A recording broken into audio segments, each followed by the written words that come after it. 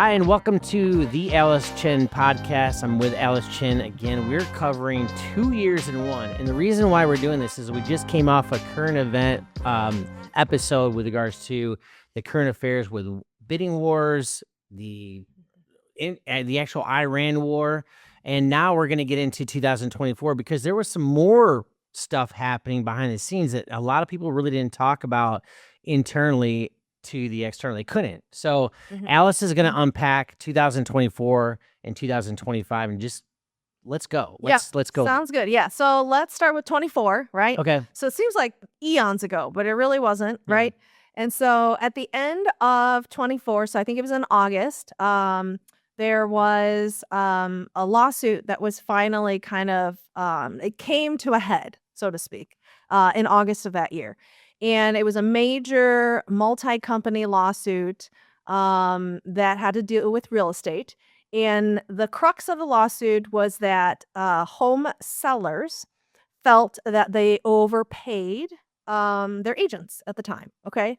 And it wasn't towards any specific company only. It was towards a myriad of different companies. And essentially, they said that they felt they overpaid because they not only paid their agent that they hired, but then that they were forced to pay the buyer agent as well, or buyer brokerage. Okay. And so it was a huge class action lawsuit. Most people have heard about it at this point. And then at the end of 24 was when a lot of companies settled, various companies. Just to have it not admitting fault or admitting guilt, but just to have it over and done with so that they could all move forward in business, right? And then not have it be looming over their heads. And because of that settlement, a lot of things took place. So a lot of new, rules of engagement. So starting in January of 25, so a little over a year ago, a couple of things changed. So the buyer agent compensation used to be publicized on the MLS, if you remember, the cooperating commission. So that was removed. That is no longer. Secondarily, any buyers who wish to see homes and any agents who wish to show homes, they have to have a signed buyer rep agreement before stepping foot into any home. So the buyer agreement could be exclusive, it could be non-exclusive, it could be for a day, it could be just for that property, it could be for 10 years, but you have to have something signed. You can't just, before you could just meet the buyer there, and say, oh, I'll see you there in an hour and show it without anything signed. So you can't do that anymore. And then trying to think what else. Commissions were essentially what's called decoupled. So previous to the lawsuit, when a seller signed a listing agreement, oftentimes what it said in there was, okay, this is my commission, this is my fee as a listing broker, and then out of that fee, I'm going to pay the buyer broker X, Y, and Z, okay? And so that was all changed. And so they decoupled the commission. So on the listing agreement, all it says is what the seller is paying the seller's broker. That's it. Nothing else, okay? So the buyer broker, they have to sign an agreement with their buyer, and in that agreement, it says how they're going to get paid, how much their fee is, what is their fee structure, right? And then the final change that happened was the 8.0 multi-board in the suburbs. And so on that contract, there's a section on the first page which states the buyer is requesting the seller to pay their agent this much. And it's a part of their offer. So it's just another term on the offer. Yeah. Right. So all of that changed everything. And we were concerned, of course, because it was changing a lot of things all at once. And we were learning a lot of new documents, a lot of new kind of things about the industry and changing things up. And we weren't sure of how it was going to be, how quickly we could adapt. But now that it's been over a year, it really effectively didn't change that much. It changed our conversations, of course, and it changed the fact that we have, and I'm actually very glad that we have buyer agency forms signed before showing homes now. Yeah. But it's, I think it was a good change, actually, for the industry, because then, you don't get the looky-loos as much. Buyers are a lot more loyal because they have to be, now. And they just don't, they don't go like what I call agent hopping, Right. really, Right. as easily anymore. Yeah. Yeah. It's kind of like a forced discipline Kind of. Yeah. for the For everybody. for Yeah, everybody. for everybody. So, and I remember that. I mean, we you know, I've heard other agents they were doing some crazy things and yeah. like fearing that they couldn't be successful with it. Mhm. And we went through that back in like right around the 2008 time. You Yeah. know, like Yeah. in our industry, it was called loan officer comp. Oh. So like when somebody comes into the office and let's say buyer one comes in, I can't give that person a different rate than the buyer two that comes in. Correct. So, or I can't get paid differently. So where back in the past, if somebody had think about it from a percent, right? Mhm. So somebody has a $500,000 loan and I'm making 1% on that. And then somebody has a $80,000 loan and I'm making 1%. Where do you think I want to go? The 5, obviously. Exactly, right? Because that's where the money is. But Yeah. back in the day, what I used to do is I'd be able to increase my rate on the lower one Mhm. and get skinny on the rate. But you can't. Yeah, but there were so many people that were kind of abusing that practice. Oh, okay. So there you have it. So then once again, lawsuits and then boom. But that I felt the same way. But like it was one of those things where we were like years in front of this with that big change and everybody was freaking out about what happened. And then when the real estate agents started freaking out about this, I'm like, listen, been through it. Ours was pretty heavy, Mhm. but give it 6 months, the dust will settle. It's going to be back to business. It's gonna be normal. back, And that's yeah. exactly what happened. Correct. Exactly. Yeah. Because I didn't really see it. Like you can't have a first-time home buyer that's putting 3% down to pay another 3%. And then you have closing costs. No. That's like a 10 to 15% down payment in some Correct. cases, you know? So that's where I felt like that was going to happen. And it's funny with like some of the companies that you used to work for Mhm. are now actually taking agents and turning them into loan officers. Really? Because Okay. they were fearful of the NAR lawsuit. Interesting. Isn't that funny? Yeah, that is very interesting. Would you ever be a loan officer, by the way? No. Okay, You don't have to just- be concerned for your job. No, I don't. I think would so. never Yeah. be an agent because I think Yeah. that you guys are the hardest working people out there. Thank you. Yeah, Thank you. seriously. Yeah. So I've had so much more respect for what you guys do Thank you. just by seeing what you do behind the scenes. That's a whole nother question, maybe whole Whole episode. Yeah. Yeah. We'll talk about that. It's Yeah. gonna be the fun part. Yes. Fun part is our lives. So then, so basically at the end of the day, very little changed. I mean, at least, what has it been now? Like 15 months later? Yeah. So we are just I think we're more productive and more, I guess, intentional with our time. And so when we sit down with somebody, if they don't sign something, then we don't work with them. So it's a lot less time wasted, right? Like, because back in the day when we didn't have something signed, I can't tell you how many times we would show somebody like 20 homes, 30 homes, whatever, and then they would gallivant, is what I like to say, to another agent and Yeah. buy with another agent. And you're just like, okay, well, that's great. Super. Yeah. Just wasted however many hours. Yeah. Right.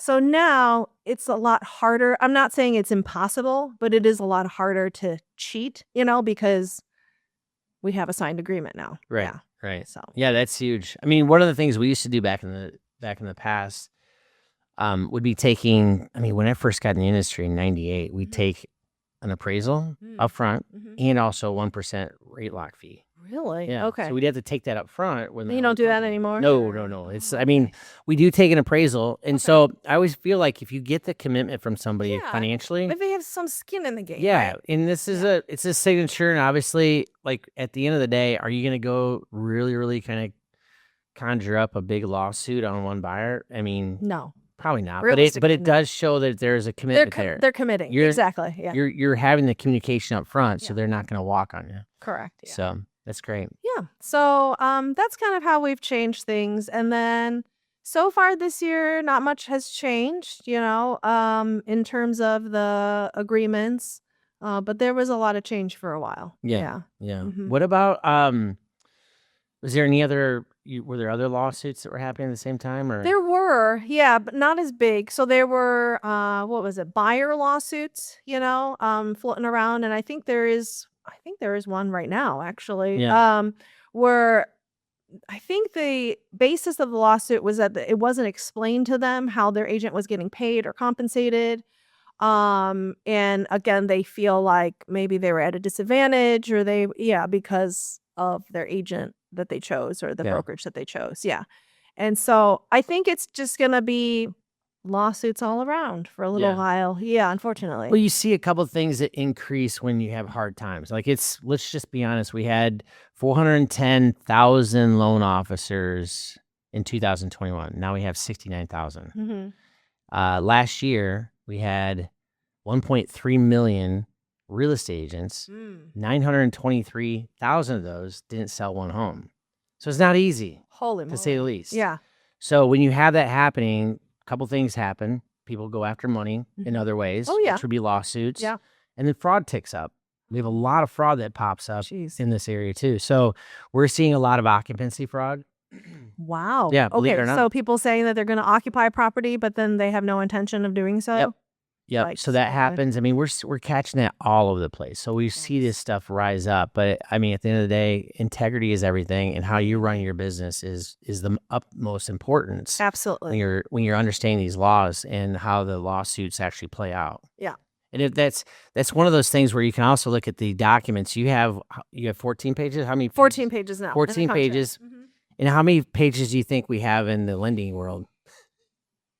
A lot. Probably about 100. Yeah, about 100. I would say, I don't know. Somebody fact check me on this, but I'm gonna say, probably this would be a good fact check, but probably about 150 pages. That's why we have hybrid closings, which means that we're actually doing a lot of the doc signing like via DocuSign. So killing less trees. Yeah, it's killing less trees. It's great, right? Click, click, click, and then when you get to closing, there's like, I don't know, a handful of them. You know, so it reduces the doc stack there. Makes sense. So it's because at some point somebody got mad and sued. You know, we've had a lot of repetition in our industry. We have. So, yeah. What about so you mentioned you were defining one of the misconceptions of the rule when we were offline. Cooperation? Oh, clear cooperation. Clear cooperation. Yes, that's right. Yes. So I wanted to talk about that too, because we didn't get a chance last time. Yeah. So the clear cooperation rule is actually an NAR rule. Okay. Pretty sure. Yeah. National Association of Realtors. So basically says that within one business day of any public marketing, so that's defined too, of a listing, you must put it into the MLS. Okay. So it has nothing to do with, so clear cooperation as a word, it seems like it would lead to or lend to payment, right? Or commission, right? Or, oh, I'm going to cooperate with the opposite side or the other side. It has nothing to do with that. It is everything to do with control of how a listing is kind of taken to the market, if that makes sense. And so I don't know why. I think originally why they made the rule or enforced the rule is because they didn't want a ton of pocket listings to then never make it, like, to be marketed, but then never make it to the MLS, so that like it wouldn't be a fair playing field, right? If you, it makes sense, right? Yeah. The MLS makes it a more fair playing field because any party who is a member of the MLS or a paying member of the MLS can then have access to that information, right? But I don't think it's fair for home sellers, because some home sellers, they want you to kind of pre-market and get a feel for the temperature of the water before, right? And by putting it into the MLS, then you end up starting the days on market and the clicker, so to speak, unnecessarily. Right. And especially in different markets and different price ranges, like, you don't really know if this is the right price, or you might just be testing it, right? For a little while. And so again, if you put it in the MLS and then it shows a price change, that's also detrimental, right? So days on market and price changes, those are the two, I would say, value killers, right? And so public marketing, the way that they have phrased it, any public marketing, you have to put it in the MLS within one day, right? So public marketing, by definition, is really any sort of marketing that you do. So it doesn't mean, oh, I put a billboard up about this house and this listing, so now I have to put in the MLS. Public marketing before last year, before it was like really truly defined, it could have been anything like a one-on-one conversation. So last year, they kind of fine-tuned the definition and said public marketing is is everything but that. So like if I have a listing and I sign the paperwork, right? And we have a buyer. We don't do dual agency, but let's say somebody else on my team has a buyer, right? And we tell that buyer about this listing that I just signed. It's not anywhere yet, right?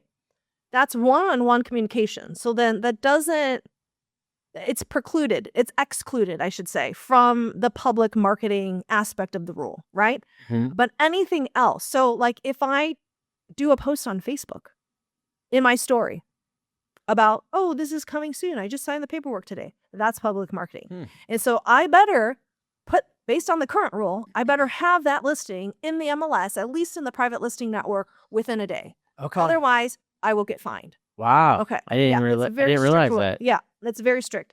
And so I actually have an interesting story about an agent who got mad at me because I think she erroneously thought that I reported her for doing such a thing. I didn't actually report her, but she assumed that I reported her. Yeah. That's a whole nother story. Yeah. But I don't think that agents should be fined, honestly, for doing something like that. And that's why I'm saying I never reported that agent, because I don't think it's right, But I think that agents and their sellers, it's not even the agents, I think the seller should have choice always as to what they want to be done for their home, right? How they want to take it to market. And then they instruct their agent, who they've chosen, as to how to execute the plan, right? And I don't think an overarching rule is a one size fits all. It just can't be, Yeah. In different properties at different price ranges and different, like, kind of even areas of the town or towns that you service, it could benefit from, one-on-one communication or kind of a little pre-marketing, right? Yeah. Right. And I don't think you should be punished, honestly. Yeah. Yeah. Yeah. I think when you hear, it's funny. I didn't know that. So like, if I see coming soon, which you're thinking, oh, they're preparing the property, right? Like kind of cooking, right? Coming You don't soon, know, yeah. you don't know exactly when that's going to happen. Correct. So it should say coming soon, coming in 24 hours. Yes. Right? Yes. I mean, yeah, exactly. Like you can't do any of that. You can't put it on. I just say Facebook, but you can't put it on social media. Like I can't put it on Instagram. Can't put it on TikTok. Like, like if somebody sees that and then they say, oh, wait a minute, it's been a day or it's been 2 days and Alice didn't put it on the MLS. Yeah, they could report me and I'd be fine. So what if somebody had, because I saw this recently, what if somebody had, this is a private listing, is that the same thing? No. So if somebody says this is a On social private media. listing or Right. coming soon, right? And it's in the MLS's private listing network section. Got it. Then they're okay. Okay. All right. I didn't know that. Compliant. Okay. Yes. Yeah. So there's a distinction. So basically it's like the best example I can have is if I signed listing paperwork. Let's say I signed listing paperwork today. It's nowhere except for on the paperwork, right? And then I decide, because I'm so excited about this listing, that I do a video of myself. Hey guys, I just signed this listing at 123 Main Street, but it's nowhere. It's not in the private network. It's not in the MLS, okay? And then I blast it to let's not even talk about social media. Let's say I blast it in my newsletter that I sent out to my database. That's public marketing again. Wow. So somebody will see that. And if they really, know the rules of engagement, they could report me. Yeah. And then be like, Alice didn't put 123 Main Street into, yeah. Wow. Okay, there you have it. So you have to be very careful about, as an agent, what you do, Yeah. I think that, I mean, I'm learning a lot from you, I've been doing this for 27 years. I can't believe I'm hearing this, right? So I guess how stupid am I, right? But No. But you just don't realize what agents do behind the scenes. Oh, yeah. I mean, There's what so much. what they have to know, and I think the consumer sometimes gets, like, they get very aggressive with the real estate agent and sometimes downplay what you guys actually do. And you're pretty darn aware and smart, especially the successful ones like yourself. Thank you. Yeah. So it's pretty cool to see. Try. Yeah. So didn't know that. that's the clear cooperation rule. Yeah. And that's kind of what Compass and Robert has been fighting for the last I would say 2 years at least. Yeah. So when you say fighting, what exactly are they doing to He fight it? doesn't think that it's a good rule. He doesn't think that it's fair, and he doesn't think that sellers and agents should be restricted as to how they take a property to market, right? Mhm. Or how they choose to market a property, right? Once the agreement is signed. And he just doesn't understand why that's in a client's best interest to have it be required to be in there within a certain time period. Mhm. Because again, it's not one size fits all. I don't think it is. Yeah. No. Yeah, our industry is very fluid. I mean, It's very fluid. And there are definitely agents and brokers who believe that clear cooperation is a good thing. You will find staunch supporters who will fight to the death for clear cooperation. Yeah. really? Mhm. Okay. Yep. So you'll find agents and brokers on both sides, honestly. Yeah. It's an ongoing heated debate, I would say. Wow. Mhm. Okay. Along with the buyer's agreement as well. Is Yes. that? But that's kind of soft. You That's think everybody's kind of falling in line with I that? think everyone's falling in line, or if they're not falling in line, then I don't know, they're They're breaking license laws Yeah, either that or they're one of the 923,000 aren't selling that aren't houses, selling a right? house. So So if you don't sign anything, then yeah. we're getting gotta get it. So our number one job right now is lead gen, right? So Yeah. like if you don't get a lead, then you don't have a buyer's agreement to sign. And That's true. That So, is very true. there you go. Yeah. There you go. Well, what do you see throughout 2025 moving into 2026? That's a good question. So 2026, we're already, I can't believe it, 1 quarter in. Today's last day of the quarter. Yeah, Yeah. I just started seeing June pop up. I know, like, you're like, "What?" May and June, like, oh my gosh, like this is as you get older, your years go by fast. The time just goes by faster. Yeah. I think this year will be very interesting because I think it's going to be unfortunately dependent on the greater events, right? Global events as we talked about in the last episode. And whether we want it to or not, it's of course going to undoubtedly affect the industry, right? Mhm. And everything as a whole. So I am a little concerned about that. But we'll see how it shakes out by the end of the year. But I think it's going to be still business as usual because I don't think any other major changes. But who knows? We could have a surprise, tomorrow. I know. But I think as long as there aren't any other major pivots or changes within the industry, I think it should be pretty much business as usual for the rest of the year. Yeah.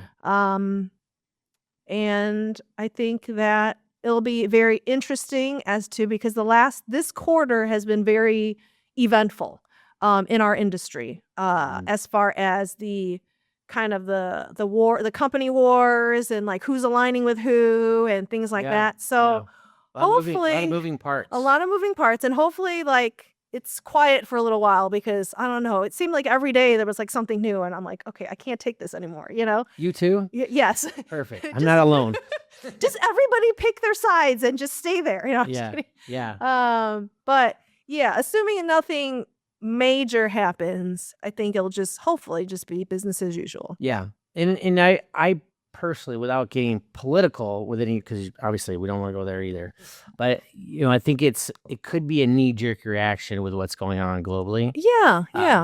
If the play is there, but I truly believe it is a knee-jerk reaction if the Iran conflict can end. That's ultimately what we need to have happen. Yeah. And if that ends, then hopefully we'll see some rebounding. And we're already starting to see that right now. Even just today when we walked in, we saw 2 days we've had some recovery on interest rates. Okay. So that's good. But we just gotta. The one thing I realize about the industry as a whole, players like yourself are resilient. We've already talked about all the years that you unpacked. I'm like, Oh, my gosh. gosh, Yeah. like, I had no idea that you went through all that stuff, but Oh, you're yeah. here Yep. and you're successful, and it's not without pain and pruning. That's a lot. Yeah. So So- I think you just become a little bit more resilient. You become a little stronger, right? Through each iteration. Still even after almost 21 years, there are still things that you're like, okay, I haven't seen this before, this exact situation, but we'll get through it. I Yeah. had a pastor say one time after years of being a pastor, he goes, I used to get surprised at this stuff, I'm not anymore. Yeah. Like you come to me, all these people like with emotional baggage and Just situations. Yeah. Mhm. You get to the point where you're like, yeah, I'm not surprised. Yeah, I'm it not is. surprised. Like we've seen a lot in the years that we've been doing this. and Yeah. It's just another way that we have to kind of build off of and win. So That's true. Yep. good job. Well, I think we've wrapped it up for 2024 and 2025 and moving into 2026. Is there anything else that you could think of that you wanted to talk about with regards to current days, what we were going to see in the future?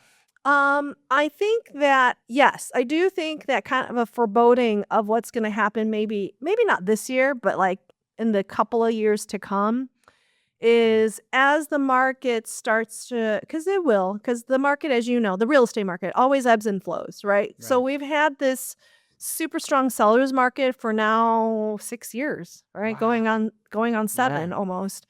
And so I always say this to all of my clients, real estate cycles, at least from what I've seen, usually cycles in years of 7 to 10 years, right? So we're kind of creeping up on that lower end of that timeline now. Mhm. And so once it starts cycling back, I mean, it'll be a slow, it's not going to be like a switch overnight, right? But what a lot of us agents will have to start relearning, or sometimes for some of us learning for the first time, how to truly lead gen. Mhm. Because I don't want to say once the listings dry up, but kind of, like right now, listings are selling still in the suburbs like hotcakes, right? And it's not always like that, right? So when the tides start balancing and the market isn't so much of a seller's market anymore, but it starts becoming more of a balanced market, agents are going to have to learn skills that some of us did not learn before. Agree. How I to really actually agree sell a with that. That's great. listing, how to actually weather having a listing for 30, 60, 90 plus days, right? How to effectively communicate with the client to keep them engaged. So yeah, it's not going to be as easy is what I'm trying to say. That reminds me of our world, right? So we've had a huge, trend of low rates for years. And then we get into 2021, perfect example. Like I said, 410,000 loan officers. Now people are still dying at the vine because rates moved up just a smidge. Not like crazy. I mean, like, so you have to be able to like be resourceful, understand how to lead gen, and that's a big, big play. Like, if you don't know how to do that, then you're set up for a rude awakening. You are. Yeah, for sure. So I think that will lead us to our next episode, which will be, I think, what agents do all day, right? That's great. What they should be doing all day. Like, what do they do versus what they should be doing? Maybe Yeah. that's the topic. Oh, I love it. I love it. And then we could really dig into the financials. Like Yeah. what a healthy, it's not even just team, but like what healthy financials should look like, Yeah. right? For an agent, Yeah. or a team or a duo partnership, etc. And what people really should be looking at. And we can do a deep dive into the financial side. I love that. Yeah. I'm gonna learn some more from her. Yeah. So, well, no, I'm so excited. I can't wait to get the next episode just because I just think that's a great topic especially where we're at right now. Absolutely. Yep. Well, we'll see you on the next Alice Chen podcast. Stay tuned for more.